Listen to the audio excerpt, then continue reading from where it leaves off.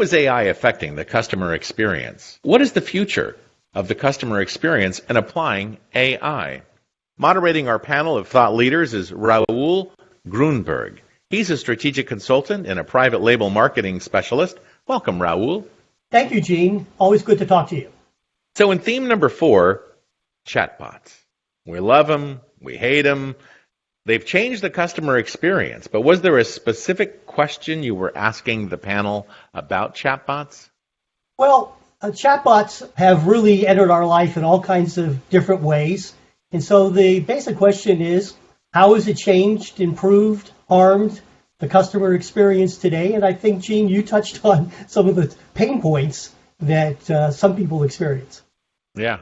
So a great panel, I know that. But tell us about the diversity of this panel and who took part in the thought stream. Well, our panel comes from a wide range of backgrounds: technical, marketing, executive, consulting, consumer experience driven. And our top 3 have evolved today to be Jack, Joanna, and Donald. But Mike and Carla and Mark are also being high-level contributors at this point. So as we look at your executive summary here, we see chatbots are inexpensive. That makes them, appealing. They never call in sick. They're always working. But they're only a part of the solution. Is that what you're going to break down here? So, trying to put this into one sentence or so, chatbots are advanced AI, clever computer programs, really. Bots are a first line of defense, not really ready to be an only solution. They are inexpensive, as you mentioned, Gene. They're an efficient way to solve common everyday challenges. And to support that, we had basically 4 notions. One is the chatbot has to exercise proactiveness in order to initiate the right conversation with the right person through the right channel at the right moment. And you can see how that would make sense. Mm-hmm. Nowadays, chatbots are an indispensable support for digital communication.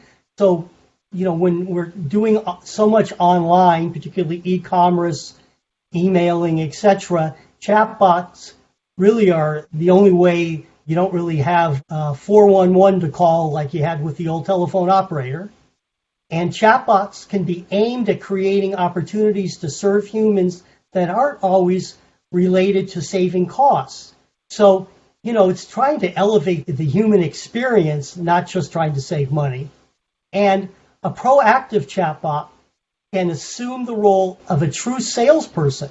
So that's taking it up to a whole nother level in terms of its marketing and potential for growth of sales and revenue, capable of adapting to the user's expectations. So that's an amazing idea that the panel came up with. That's brilliant. Why don't we start right there? Let's start with the proactive chatbot and key point number 1. So on key point number 1, the panelists most commonly talked about strengths. So with Joanna, she talked about the chatbot's role as a true salesman, which I mentioned in my overview. And that really talks about the idea of a chatbot can activate a push notification or contact the user offering a service that corresponds to the inquiry. If the timing is right, the user will be inclined to respond and have a conversation with the virtual, in this case, a chatbot who's acting as like a virtual assistant for the consumer, who will have clarity and give the user needs and guides, help in that conversation. And conversely, a notification set at the wrong moment with the wrong message might get the user the impression of being swindled or even harassed by the intrusion. So it can have both positive and negative, which I always call unintended consequences. So that was followed by another notion with Joanna in proactive chatbots and personalization, where personalization aspect of it really not discussed in that first key takeaway is really important. So it can't be generic and impersonal. It would have little chance of getting the user's attention and initiating a true dialogue without some personalization. And so typically what's programmed are sort of like these predefined scenarios to kind of capture that personalization aspect. So you've talked about the awesomeness of those chatbots. Let's talk a little bit about the weaknesses of the proactive chatbot. So it's interesting that they would first identify strengths most commonly. That's the yin, and now the yang is weaknesses. And so Jack talked about, while bots employ the most advanced AI available today, they're simply clever computer programs. I mentioned that in my overview. To achieve success and avoid mishaps, corporate technology leaders should purposely govern chatbots' development and operations. Well, what does that really mean? Well, what it really means is the chatbot risks is how bad customer experiences are bred and what might be done about it. So how do you prevent unintended consequences was, an important part of what he said. And, they're really the most advanced AI available today. And so with that said, we're really pioneering whole new territories that really needs strong leadership and oversight. So in key point number 2, you talk a lot about weaknesses, but in key point 3, you get right back into the strength and why this is really a great solution. Right. So from a SWOT analysis, which is strengths, weaknesses, opportunities, threats, and not necessarily in that order, the third key point was the opportunities for chatbots. And Donald opened that discussion with the question should be, should you use a chatbot exclusively? And so that's really sort of begging that question is, technology versus human, and do you use one over the other, in place of the other, together? And, it turns out that there are customers who only want to deal with humans, while there's others, maybe it's generational, that really like working with virtual technology like a chatbot and like the value that they bring. So he says, make certain that when you're changing over to the chatbot, that you do a little customer research so that you know what your customers want.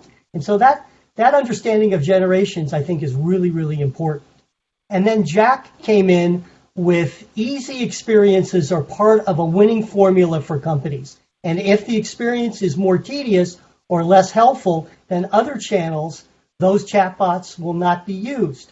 Better design and performance and understanding and responding are critical to success. Do you think that the customer, are they getting aware that they're dealing with a chatbot and they're not dealing with a person? I think that they do know that. But I think that the important part with what Jack is trying to say is that people just want it easy. They want the customer experience to be easy, and that makes the customer experience enjoyable and a high level and all the positive things that companies are looking for. And in your final key point here, we get into the threats.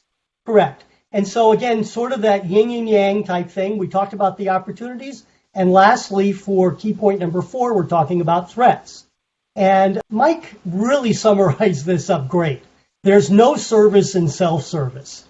And so the tendency, he said, well, most applications of chatbots that suggest themselves act before summoned by a human that I've witnessed were added to make me more capable of serving myself. The logic in that reduces the cost of providing service to customers. That's not always a smarter brand or economic decision in the long run because, in essence, it's no service because it's self-service. That totally makes sense. Again, a great panel of thought leaders on this knowledge stream.